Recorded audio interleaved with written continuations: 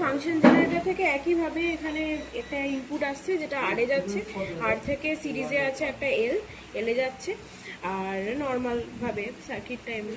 তারপরে এল এর অ্যাক্রসে আমি মাল্টিমিটার দিয়ে চেক করছি ভিএলটা, আর এর অ্যাক্রসে আমি চেক করছি মাল্টিমিটার দিয়ে ভিআরটা।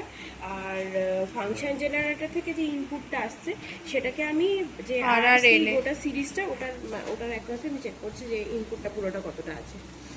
এবারে প্রথমে এক একটা ফ্রিকোয়েন্সি কনস্ট্যান্ট রেখে, যেমন 1 কিলোহার্টজ, 2 কিলোহার্টজ, 3 কিলোহার্টজ এরকম কনস্ট্যান্ট রেখে এই যে এখান থেকে অ্যাম্পলিটিউডটা চেঞ্জ করে করে মানে ভি ইনপুটটা বেসিক্যালি চেঞ্জ করে করে ভিআর আর ভিএল এর বিভিন্ন ভ্যালুগুলো নিতে হবে। এরপরে এটা হলো প্রথম ছক। আর সেকেন্ড ছকের ক্ষেত্রে এই যে ভি ইনপুট যেটা আছে সেটাকে কনস্ট্যান্ট রেখে ওই এটাকে মানে ফ্রিকোয়েন্সিটাকে ওই 100 থেকে শুরু করে একটা অনেকটা হাই ভ্যালু অবধি নিতে হবে।